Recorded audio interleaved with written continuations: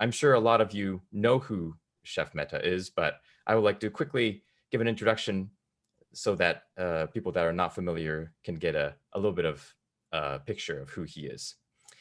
Chef Mehta is a chef, restaurateur, and cookbook author with a lot of outreach and achievements. He is the chef and owner of Graffiti Earth, a restaurant he opened in 2007. He also has another restaurant, Metaphor, that opened in 2011. He has appeared on Iron Chef and Next Iron Chef as a contestant and was featured on multiple Food Network shows as commentators and judges, as well as multiple other outlets. He has been named Most Sustainable Chef in New York City by Michelin. He firmly believes that food is a communication tool to educate the world of this broken climate system, and that we should focus on the why and not the what. In this case, why being about empathy and compassion rather than what of the food he creates. He is also passionate about bringing wellness and healthy eating tactics to today's youth. And also, he is a very kind and funny person. So without further ado, I give to you Chef Jehangir Mehta. Thanks, Alex, and welcome, guys. Firstly, if you have any questions, please write it, and we have people who could ask me that, and I will get back to you. So please interact, because that's the most important thing in terms of education, in terms of understanding whatever we are doing. Because if you do not question something, even if you think it to be right or wrong, whatever it might be, the point is only through questioning can we communicate, and through communication can we become an educated customer. So having said that, firstly, it was an amazing journey.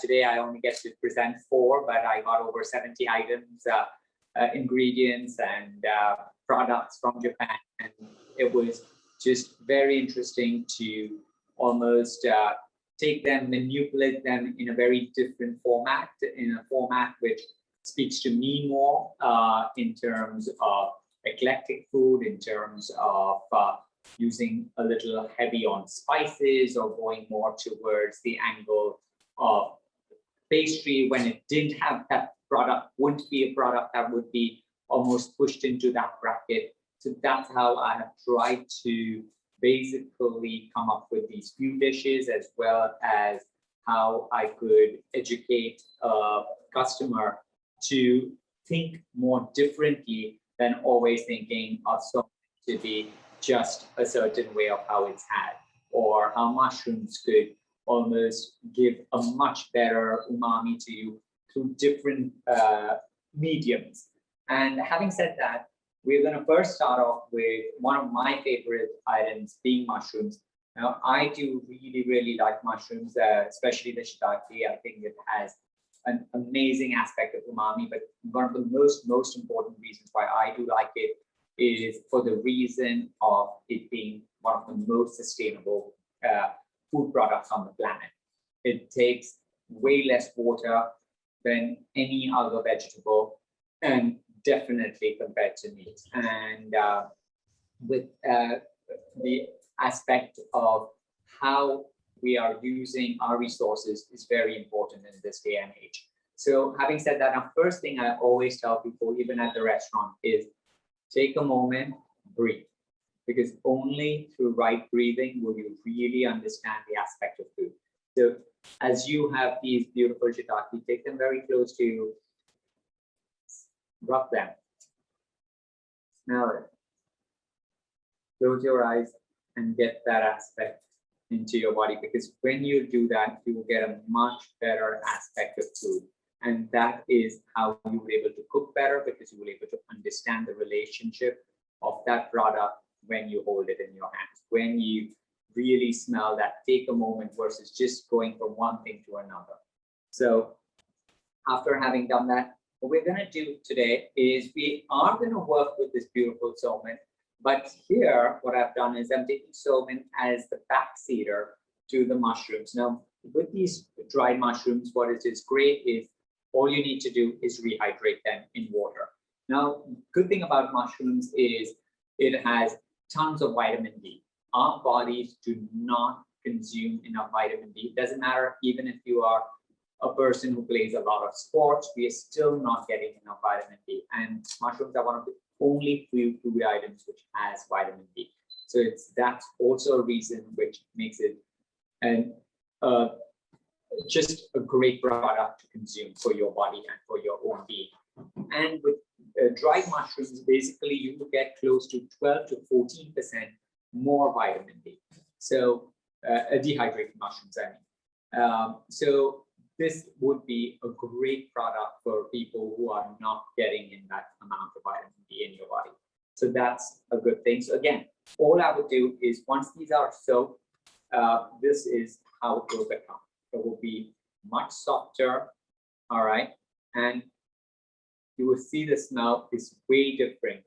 It will almost resemble that fresh mushroom smell that you would have got. But if you take a deeper smell, you would really get that earthiness of the mushroom. Now, what it is important is if you are cooking, just remove the stem. This stem is great to make stock. Even if you want, you could chop it down and make this and keep this for making a mushroom powder. So you could actually have just broken this right from the start, put it into a grinder and made mushroom powder of it. So you don't have to waste a single bit of this mushroom, which is also something to keep in mind that for food waste in terms, which is happening a lot nowadays, this is a great way not to have any food waste from that product that you are utilizing. So what we've done here is after it has been soaked, I've just sliced them down, all right, very easily. What we're going to do here is we're going to finally create a pancake. So what we are going to do is we're just going to take a little bit of sesame oil. In there, we're going to add some onion seeds as well as sesame seeds. Once that's done, you will get that again. Another thing, again, take a moment, breathe that smells in. It will really, really enhance the way of you understanding the relationship between the spices, between the aspects of the oil, which is going to seep into that pancake. So let's just get this oil a little bit higher. We will see that the seeds are almost getting that crackle feel to it. Once that is achieved, what we're going to do is we're going to take our mushrooms and add it right into the noodles. So the soba, what we are over here, what has been done is what I did today was I took the stems of these, boiled that down to create a more of a flavored broth to steam the soba noodles. So that is what we have done here, and Soba noodles, I'm sorry. And in there, what we are going to do just for a little bit of a kick. Now, this is something it's completely up to you. What you could do is you could add a little chili. If you are a person who doesn't like that and would prefer some herbs, add that in. I always tell people use a recipe or whatever it is of any chef or anything that you're learning in school. Use that as a base. After that, make it your own. I'm going to go a little bit faster because this oil is getting a little hot out here. We're going to break one egg in here. And we're just going to feed it. In the Seimen, what I did was I added a little bit of soy. So for that reason, I'm not going to add any more salt to this. So having said that, as this is all done here, we are going to add this right in.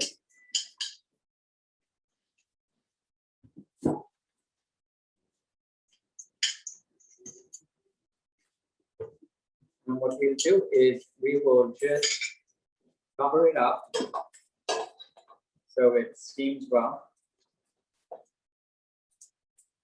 And we're going to let it cook You can lower the flame a little bit. You don't want it to burn on you. You want to get it cooked, but by covering it, it will steam up too.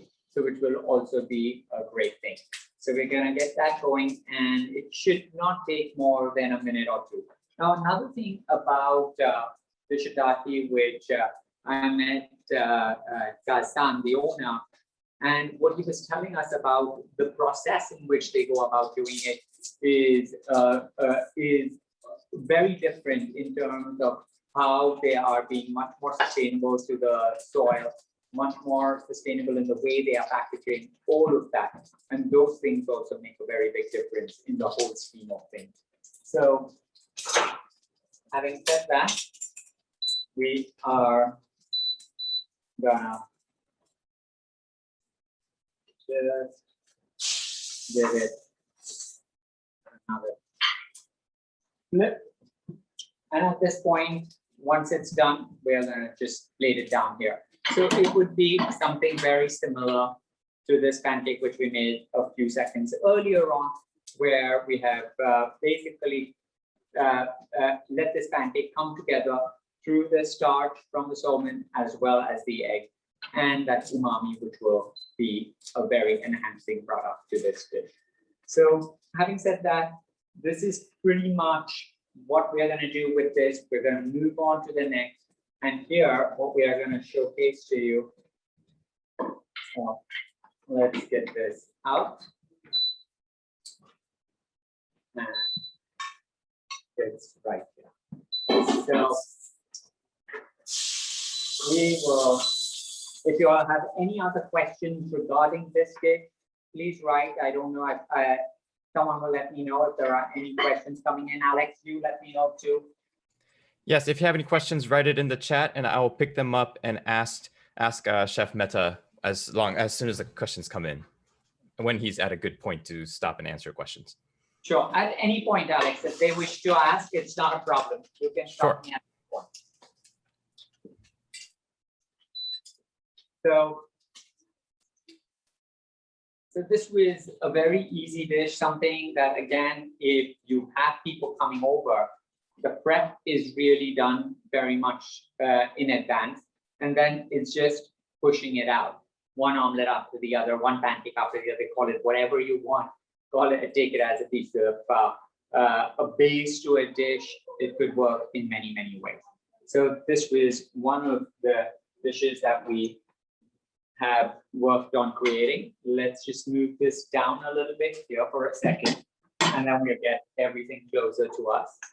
So the next dish what I'm gonna do out here is with the black salmon. So over here, I think you've got it again. You've got these packets beautifully made. I think what you might have already tried or not, I'm not sure. But basically, with this this particular type of salmon, it's made with full wheat. But what is very, very interesting that it has 5 different powders. You've got black sesame powder, quince powder, there is, black rice, there are pine nuts and soybean. So black soybean. So it's a little bit different. And with that, I think having all that, it makes this a very, very interesting product. I think more so because of the aspect of the consistency, the texture, as well as the bite is a bit different, I think, because of all this. Again, I think one of the most interesting aspect of this product was talking with Kobayashi-san, and he is the 5th generation owner of this company, which is just so fantastic to see that it was started 5 generations prior, and it has always been in his family. And now he is the head of this company and taking it forward.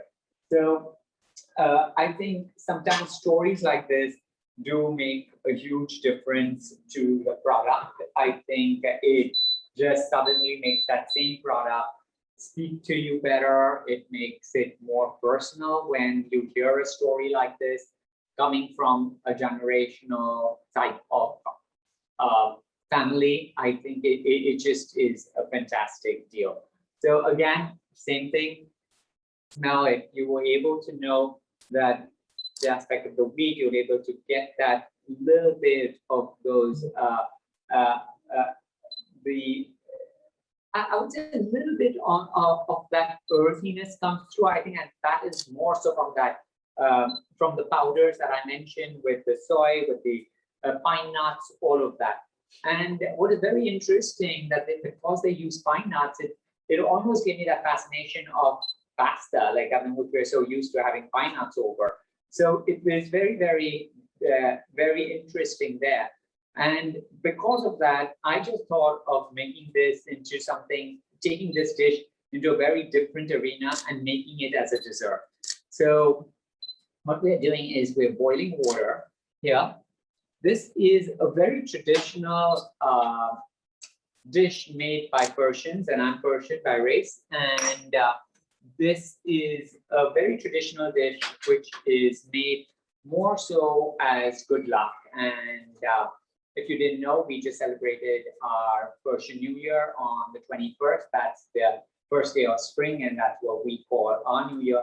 And this is one of those dishes that you would make generally, among others, for the New Year, or for the first day of school, or your birthday, or your wedding day. It is one of those dishes which is always, it is associated with good luck.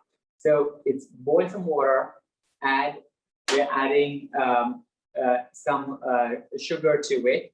Now, today I've added just plain white sugar. You could pretty much also add brown sugar.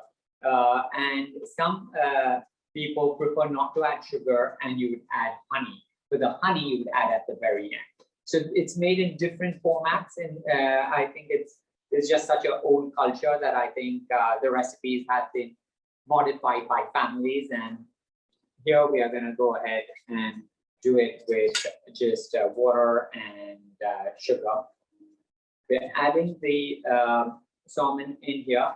Now, again, the thing about this, the salmon that he makes, they are hand-pulled. Most of his products are all hand-pulled. There are very, very few things in their company that they make in using machinery, and which is also very, very fascinating that having a fifth generation company still doing it in that same small format that you would have thought of. So, which is very interesting. So here we have that. On the other hand, what we are gonna, what is interesting is that they use this flour, which is from Hokkaido, and which is also very interesting. It is just a flour which has a better aroma, more texture to it, and that's what makes these noodles a little different from any other that I would have thought of. So the reason I thought of using these more than the other ones that he had was the simple reason of having these few different aspects, these 5 black aspects in this salmon just makes that texture a little more just different. I can't even tell you, I cannot absolutely say that I didn't like the others or anything of that nature. I loved them all, but it just made the texture a little more interesting and fascinating. So at this point, again, let's just check this. It's almost getting there. What we're going to do is also for sweetness and also for actually for good luck, we always in our Persian recipes, we would add raisins. I think you would have seen this with Persian food. Even in rice, in Persian rice, we normally have raisins in it. So we're adding a little raisins to it. Some cardamom goes in there. The cardamom is full cardamom, which is just going to seep itself in, and we are gonna let that, you right now see that the cardamom is almost opening up, the flavors are opening up. Now again, if you want the cardamom to be much stronger, I've added 3 pods in here and they are whole. If you like the cardamom to be a bit stronger, again, just crush the cardamom. That will enhance the flavor of the cardamom. Same thing with if you want to just cut back on sugar and not have sugar at all, do not put any sugar, just the raisins, the sweetness of the raisins would be fine, or use honey if that is something that you would prefer. So again, with recipes, as I always make them your own. It is something that you need to take as a structure, as a backbone, but finally it should be something that is pleasing to you, or if you're running a restaurant, pleasing to your clientele, as well as true to what you wish to do as a restaurant. If it's an eclectic restaurant, it doesn't matter. If it is a very traditional French restaurant, then be true towards those flavors. Be just true towards what you're doing, which is very, very important, because the why in everything that you do is way more important than the what that has to just follow. And you don't have to explain that if you explain the why. So having done this, it almost looks good. At this point, what we are going to do is we are going to just let it, maybe give it another minute or so, and then we are going to add milk to it. Now, if you are lactose intolerant, there's no need to use milk. You could use oat milk, for instance. If you are, if you would like the same dish to be a little more heavier, you could even add heavy cream to this dish. So it again depends on where you want to take that texture, where you want to take that creaminess to, where if it's an allergy related thing, how you want to manipulate that product and that dish. So at this point, we are gonna add the milk. And this should be good. And we will just take it out and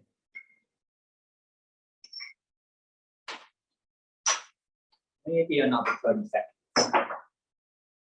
Again, if you have any questions, feel free to ask us at any point. What I could do is just start putting these dishes right in front, so it would be better for you to look at all times. And there you go.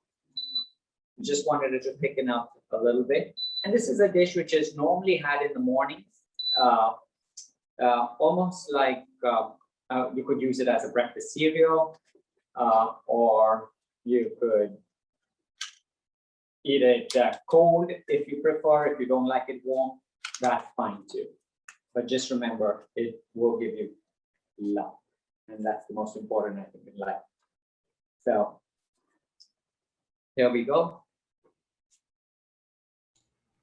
And is this dish, what sort of noodles does it usually use to? Normally we use vermicelli. Vermicelli. Yeah. That's interesting. So this was just a different take on it. So, but I think having these, the black sesame, the quince, the black rice in this noodle, I think did give it a little more texture, as well as give it a different body, I think, to this dish compared to the vermicelli, which is much more softer overall. So now moving on, we are gonna go to one of the most interesting products, and you're also very lucky that we have Giovanni-san on the call. So if you have any questions regarding this product, and that is natto. This was one of from the plethora of ingredients which were sent to me. This is one of my absolute favorites for one of the reasons, not only because of the product, but because of the health benefits to it, because of a very different type of umami that you have not actually tried and which you may have never experienced. And that is what I got out of this, which was one of the most fascinating and fantastic parts of this journey.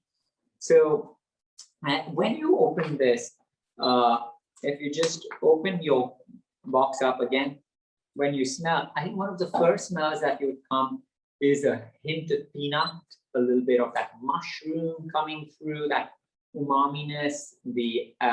It's just such a different product that you may have never tried, and which is also very fascinating. And what was very fascinating about the natto was, I mean, first, the health benefits. It's a probiotic, so which is amazing, as you know how much the industry is all about having probiotic yogurt, which is good for your gut and all of that. And this can be got very, very easily and through a much faster probiotic, eating much of a smaller quantity compared to the amount of yogurt that you might have had to have as a probiotic yogurt.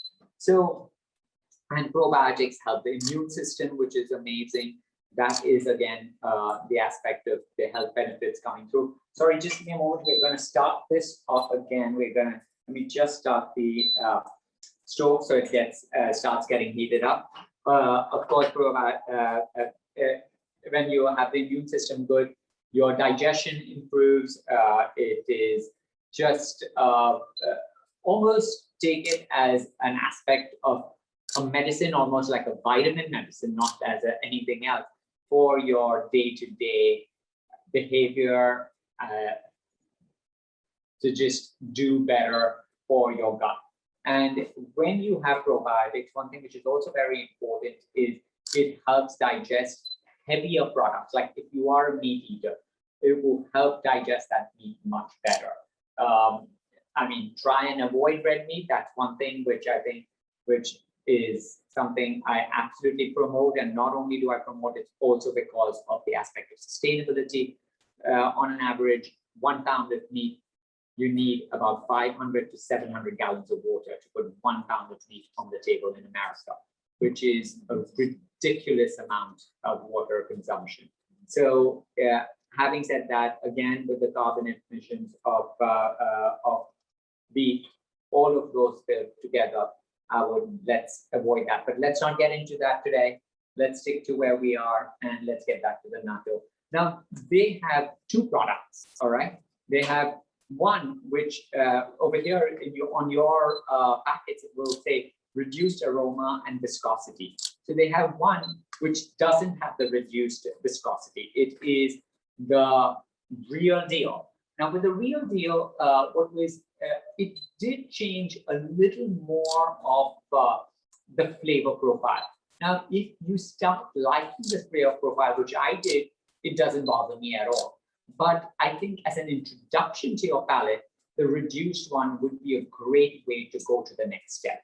And I'll talk about this. I'll continue with this in a second. I'm just going to add a little bit of olive oil here. Next, what we are going to do is, so we're going to make a chutney today. It's a coconut potato chutney that we're going to make today. And what I thought doing out here with this natto was how we can enhance that flavor as well as enhance the aspect of getting in those probiotics. So we've added the oil. Let's increase the flame a little bit. I like it a bit spicier, so this time I'm using Thai bird chilies to bring out the spice again. You could make it even spicier if you had taken these chilies and chopped it up. Here, I'm keeping them whole, so you get that very rounded aspect of spice, a good spice, but you will still get the other flavors. Now, if you chop them up, I think you would get predominant, you'll get that spice. So it all depends on where you want to take that flavor profile to. So we've added these chilies in here. Next, what we're going to do is we're going to add some lentils, which is an urad lentil, which is a white lentil, which we're going to add for some texture. If we give you that bite, you'll see this urad lentil get color very, very fast. At this point, right away, what we're going to do is we will add the coconut. Now, this is fresh coconut, which is grated, dried coconut, which is fresh, but which is grated. And that's what it's when the coconut becomes brown, we're able to grate that coconut, and you'll see the moisture is still there in the coconut. We're gonna add that right in here. We are gonna next, what we'll do is. Chef, can I stop you for a second? We have a question about the product. Sure. Do you know what are the ingredients of this product? Would you like to answer that, or should Giovanni-san answer that? Ingredients of the natto? Of the natto powder, I believe. Okay, so natto powder is basically soya beans, which are made with the natto, which is basically, as it will say, Bacillus. I think it says on their product, Bacillus subtilis. Okay, and that is what this natto powder is. But I would love if Giovanni wants to hop in here and give some more information regarding this and how the dish can enhance itself. So I'll be very happy if Giovanni wants to jump right in and give a little more information about the natto. Hi, Giovanni-san. Hi, thank you very much. Not at all. So nice to hear your voice again. Very happy to be with you, finally. Such a great thing. Thank you for the question. So basically, natto is just fermented soybeans. And that's a very good, important thing because many products have add salt and other things. But our natto is basically 100% pure. We just ferment the soybeans with Bacillus subtilis.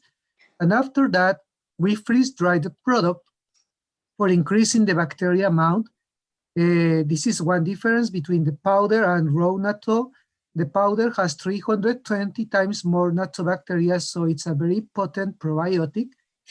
And that's all. After that, we just grind the dry natto and package. So basically, it just has that, fermented soybeans and Bacillus subtilis.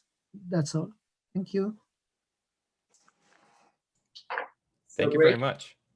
So at this point, the two things that I did out here is I added the potatoes. Now the potatoes were initially boiled. All I've done is just cut them up in some cubes, medium-sized cubes. I've added the natto powder, and I am just trying to saute this up to get that aspect of the natto going in there.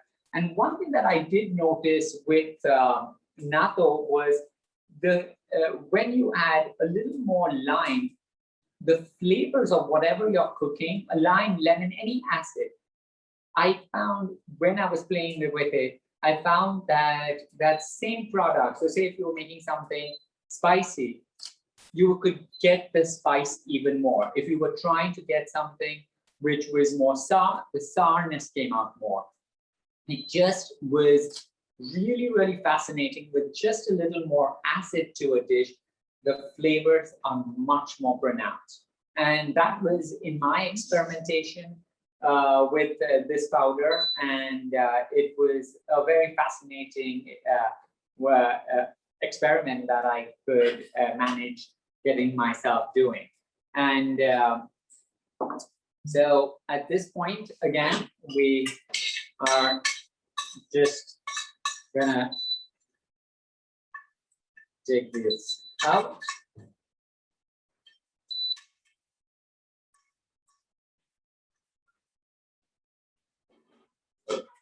And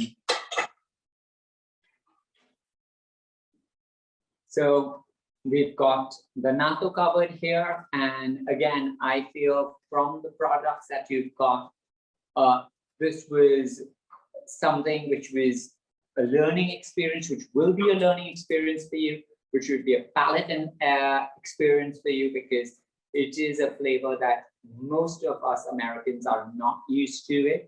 And I think for the best reason being that it's a great, great product for your body, for having the probiotics, for improving your immune system, for getting better digestion going. I would really, really suggest to definitely try it. And the recommendation is taking about 1.5 grams a day, and do it on a continuous basis, and you could see the difference that your body will, how your body will react to it, how your body, if your digestion works better, how everyday aspects of how you're consuming food would be so much easier on your intestines. So moving along, the next. Before we move along, Chef, is, can I ask you a question? Sure, absolutely, Alex. You can ask at any point. So the question is that if you could please list the ingredients of the dish you just created, if you could. Sure, absolutely. So first what we did was I put about a tablespoon of olive oil in the pan. After that, I added the 2 Thai chilies. Again, as I said, the chilies are completely up to you. If you are a person who can't handle the spice, add only 1. If you feel that the Thai chili is too strong for you, add a jalapeno. If you feel jalapeno doesn't work for you, don't add anything. So we added 2 Thai chilies in here. After that, we added the lentil, which will give you that nice crunch to the white urad lentil, which we added about a teaspoon or so. We let that brown, just turn color more than anything, not even brown. We just let it turn color a bit. Once that happened, we added in the coconut, which was fresh coconut, which was grated. And finally, then next when the potatoes were boiled and they were just diced up. Last, I added the natto, a little bit of salt actually, and then a little natto. With the natto, you could go a little less on the salt, which is also a great thing. And how you can cut down on the sodium.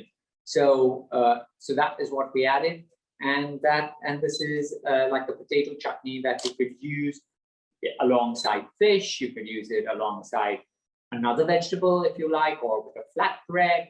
It would be very, very complimentary. So here is the natto. The last product is something which is really fascinating for one reason being that as chefs, as people who want to start cooking, you're gonna almost want to shy away from bottled products. I mean, that happens. It is something that you don't want to really go and say, oh, my dressing comes from somewhere else. You do not wish to say that. And I was really, really amazed by this nori scallion dressing. I think for a couple of reasons. Now, they have a huge variety of dressings. They have the plain scallion. They have about 5 or 6 of them.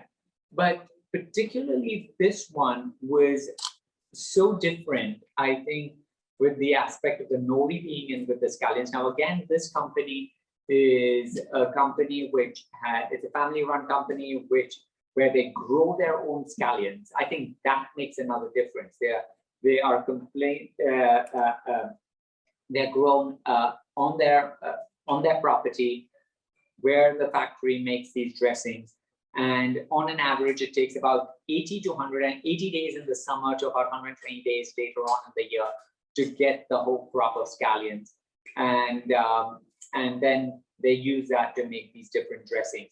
But in the nori one, which is the seaweed, basically, I think it just creates a different type of texture to it, as well as I think it also gives you a different fascination with how you could manipulate this dressing into using it as a marinade, using it as almost as a base to something that you're going to cook. Maybe I tried it out when I was first with Masaki-san, who heads this company.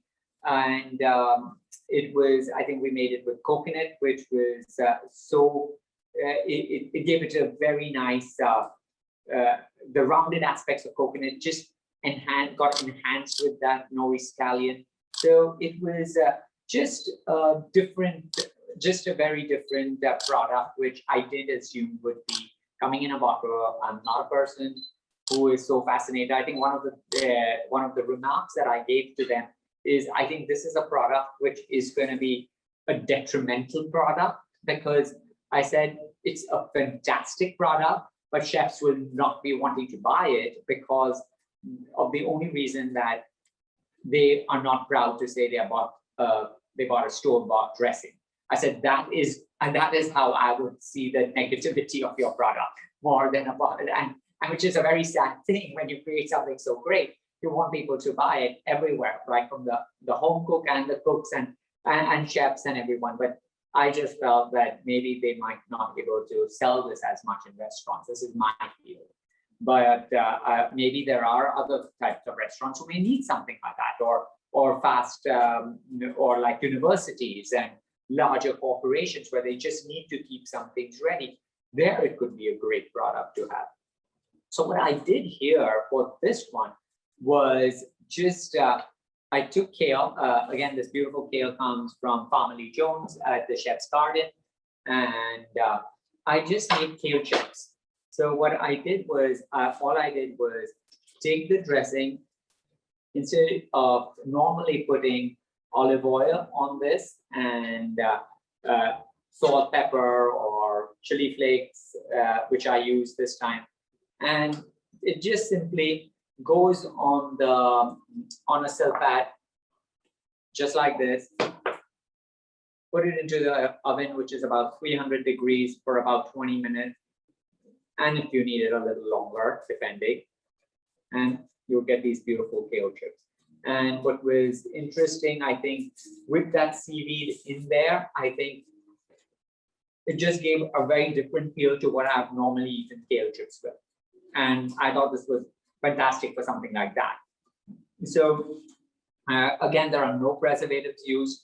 This is a dressing which they recommend putting it in the refrigerator. And there are no chemicals also used during the growing process. And I think just the aspect of someone making a dressing with the scallions that you're growing on your farm is, I think, just fantastic. So, and this comes from Asakura, Bussan, the company. So that's that with this. But if there are, again, any questions, I'll be more than happy to take them, and really thrilled that you could join us. And if you something there's a later on that you feel like getting back to us on or asking us, please feel free to do so. It's not at all an issue. Thank you again. Thank you very much. Alex. Thanks, Giovanni-san. Thank you. Do you have any questions right now? Of course, as Chef mentioned, if you don't have any questions right now and have thought of a question, we'll be posting a email where you can reach out and ask questions. We'll give you a pipeline for that. It doesn't need to be this product related. If you have some personal questions about cooking itself to the chef, or some other thing that you would like to ask about chef personally, this is a good opportunity to do so as well.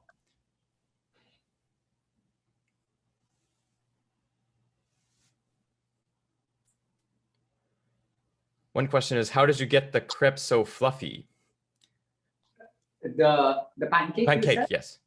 Yeah, it was basically, again, just whip your egg a little bit with the Seimen, and I covered it, and it's just like because of that steam build up, because of the covering, it just will get a little more of that push to become a little thicker. Fantastic. Would you share with us the recipes and instructions? Would there be something that they will be able to access to these recipes or instructions? Yeah, we could do that. I'm sure we could do that. Yes, we'll arrange that. Yeah. Giovanni-san says, thank you, Chef Jehangir. It was an awesome learning experience. Not at all, our pleasure. And we are looking forward to it. And we will keep posting more about Natto, more about these other fantastic products on my Instagram, on RESOBOX, on through different mediums. So please join us. And if anyone does speak Japanese, Alex speaks it. So ask him question even in Japanese, that's fine. He'll be able to answer. はい、日本語で質問がございます方は、私の方で翻訳いたしますので。And yes, and if you yourself create something using the natto powder or any of the ingredients here today, make sure you post that on Instagram and let them know how good a product it is and show off your great work. Thank you. Thank you very, very much indeed. One question about the soba noodles. Yes. Whenever I cook them, they come out gluey. How do I avoid that? Kind of probably too soft. Most likely, I think you're just overcooking them. I think that's one of the biggest reasons. Again, it could be because maybe you didn't let the water come to a boil before adding them. Those few little, don't make those few shortcuts. Try and start tasting it. Why don't, if you are normally keeping it for 4 minutes, try it after 3 minutes. Take one out, try it. Finally, you'll say, oh yeah, actually after 3 minutes, it's perfect. And now I do like them more. So just use your tongue as the guiding aspect versus what a cookbook is telling you that it's 4 minutes or 5 minutes or 7 minutes, whatever they might say. Use your own palate, because in the end of that, whatever recipe you followed, it was your palate who said, I don't like it anymore. So use your palate to guide it versus the packet, which is telling you, or the cookbook, which is telling you. Just use times as I said about the kale chips. So for me, it took me 20 minutes. Maybe your oven is different. Maybe I put it on the top shelf and that's why it worked better on my mind as a convection oven versus yours didn't. It could be these small and sometimes even kale. And like, for instance, just this kale. I'll be very honest. This kale has been lying in the studio lights for the last 1 hour. I can already see it is wilted. Now, if I put this wilted kale in my oven right now, all right, it's going to maybe take only 18 minutes. So because of how I just left it out for an hour under these hot lights, I might have to cook it for 2-3 minutes less. So there are all these little aspects which make cooking fascinating, make cooking more as an experiment than it being just, oh, it's done one way. Nothing is one way.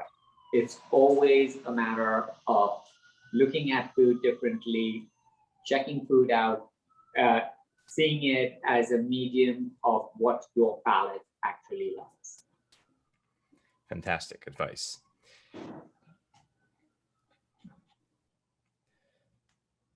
So, yes, Alex. Oh, sorry. This is a quick note about everyone who's curious about purchasing these items. There's Amazon USA links for the Shiitake and the Natto powder. Those you will be able to purchase from Amazon USA. I don't believe the other 2 products are on Amazon, but I think we are working on a shop link through RESOBOX. So we will keep you posted on where to get the other 2 products in your hand. And we actually have Harada-san from Asakura Bussan, the seaweed scallion dressing. He is curious to see how everyone would transform this dressing and how you guys will come up with interesting ways to use this dressing. So make sure if you use it, post it on Instagram, share it with Chef Jehangir, share it with RESOBOX, so that Harada-san from Japan will be able to see that and be happy about how you transformed his dressing. That would be great. Any other questions?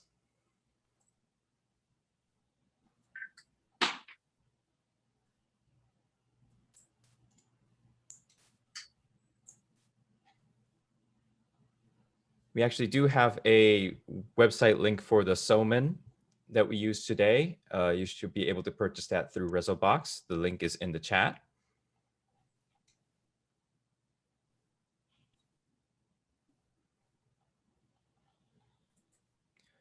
Would you say that compared to normal Seimen that you purchase from a normal retailer, this Black 5, the Kurogo Seimen, do you say that you can actually taste those 5 different products, the quins and the... I wouldn't say I can taste them individually, but I can definitely know that it's different. It has more texture. It has a little more of that umami aspects coming in because of these different of the quins of the sesame. It just has a better, and more than anything, it has a better texture, I think, too. Do you think because of that texture, it's more versatile, or it's more suited for kind of like fusion cooking that you use today, or? I would say, I think it's just more than, I'm not saying that it has not to be a traditional way of doing it, but I think what was interesting was it gave the palate something to think about when you were trying to eat this. And I think that made this Seimen, the Black 5 Seimen, even more interesting. Fantastic.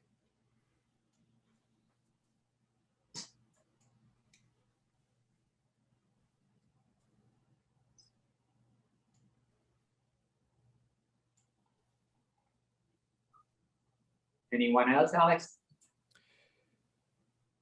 I do not see any more questions. Oh, there's one more. Do you think everyone living in the US can incorporate and use Japanese ingredients to their daily diet? I think there is no rules that are written that we cannot do what we wish to do. I think that is one thing that you need to know in life. You are the person who makes your life. Don't let someone else write your history. You write your own history. It is how you wish to take that palette, how you wish to lead your life, what you wish to believe in. It's all about yourself. Because if you're just going to do what someone else says so, that's the only way how division happens in this world. And God has given you a mind, your family has given you the virtues and the values to believe in. I think it's for yourself to now absorb that information and then make the collective, the right thing, whatever you want to do in life, whatever your beliefs in life in terms of sexuality, it could be in terms of your religion, it could be in terms of politics, whatever it might be, you must listen to everyone. I mean, I'm a big Democrat, but I will still listen to Fox News because I want to know why do people think this way? Why are they so different from my thinking? But I won't know that if I only listen to CNN. I won't get that information. That understanding is, why do they behave in this fashion? That other group that I don't seem to resonate towards. So it is always good to listen to both sides, because only then through compassion you will have an attribute of understanding why people behave a certain way. And compassion, gratitude, all of those things happen when you absorb other people's likes, other people's dislikes, other people's behavioral patterns, understand another culture, because only when you understand another culture do you understand how you can make a difference in your own life. And food is one of the best ways to bring people together. And there are no rules which can be said, this just can't be done. Things could just not be done till someone else did it. So it's the same way. Try and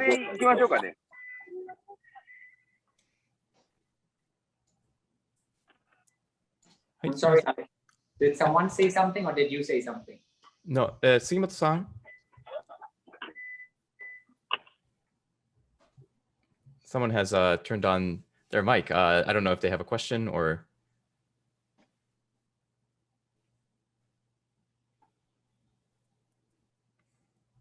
すいません、質問ございますか?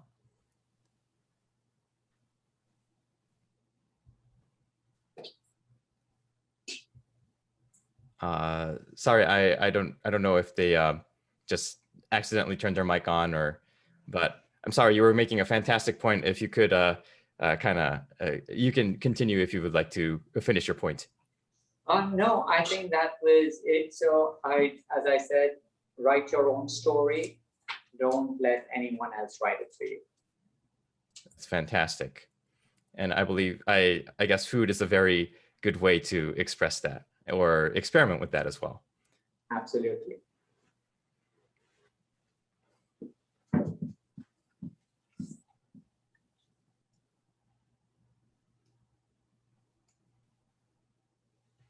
Any other questions?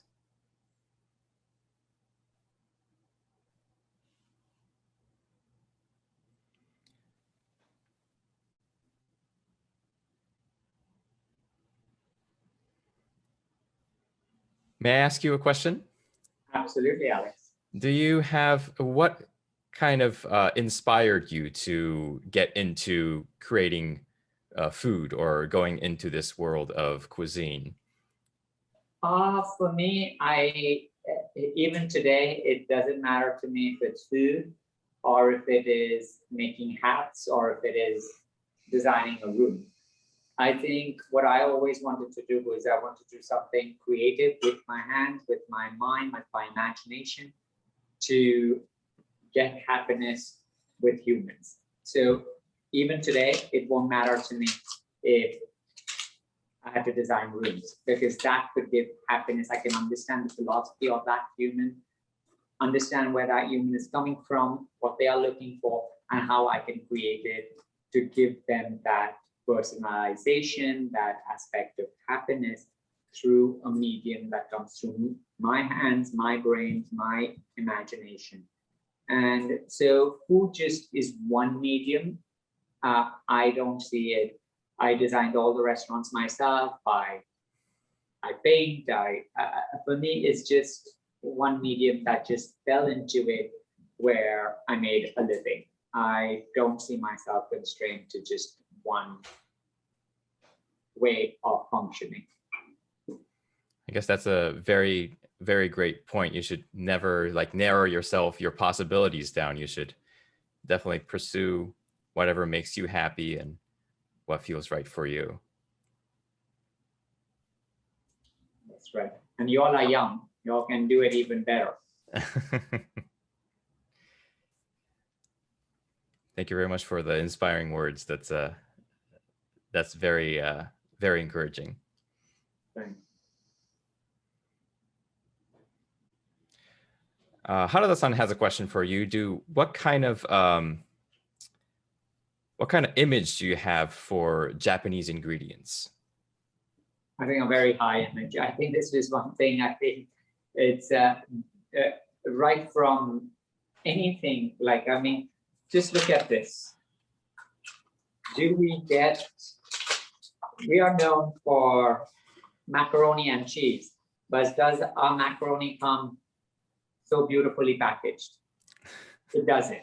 All right. Look at the smallest things like that. I think the aspect of our dressing bottles, you know, even the ready-made dressings that we buy, most of the time it's a much larger pour, basically. So you are always using much more. That's one thing. Next thing is that if it has a bigger surface area, it's getting oxidized more. Here, something like this, one cap. Over this one cap, there's another. I'm not. It's right here. There's another cap to keep it even less from the environment and keep it more airtight. The smallest things of something like this natto powder, how it was packaged again, and something which is completely sustainable with a Ziploc. Most of our products that we see, it's plastic, in which we would get something very similar to this in this country.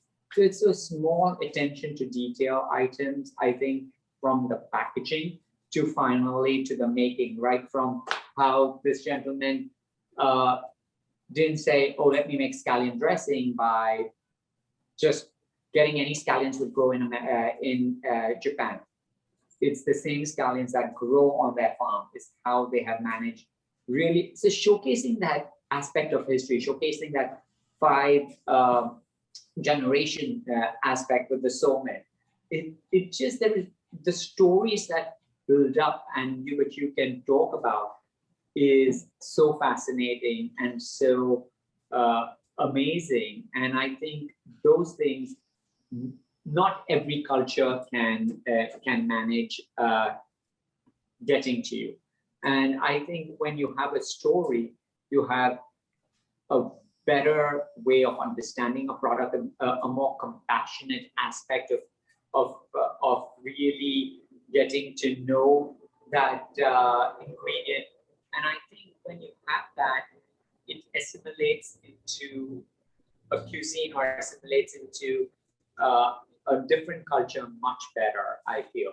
And I think the Japanese are very proud of what they portray, how they portray themselves, the aspect of, and I think we as a culture, because of that, like Americans and people around the world, have also treated them as very elegant, that the aspects of beauty, the aspects of that tradition, all that I think is so amazingly packaged by this country, by their people, by their behavior, that I think all that makes it a fascination for us to also gravitate towards it.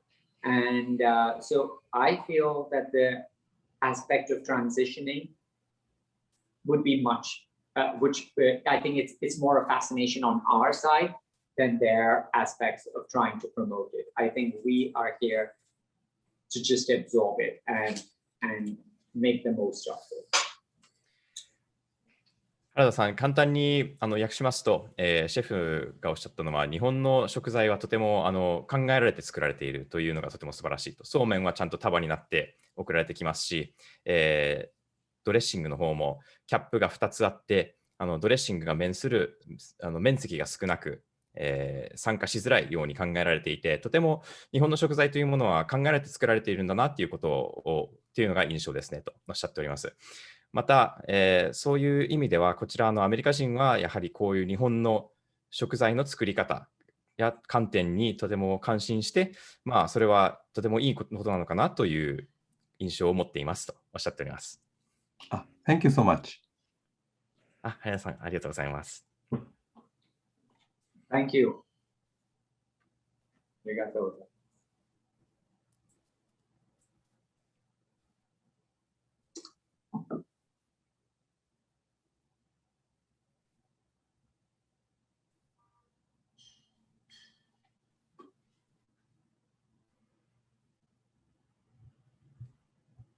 We are closing the Q&A session soon. Any last questions before we like to go?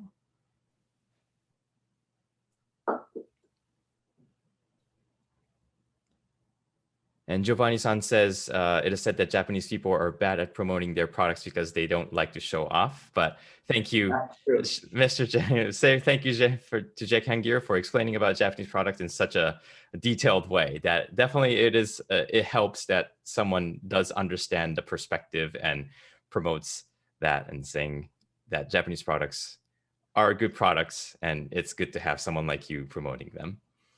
Thank you. I appreciate it and I take it as a pleasure and I'm very thankful that I was chosen to do this.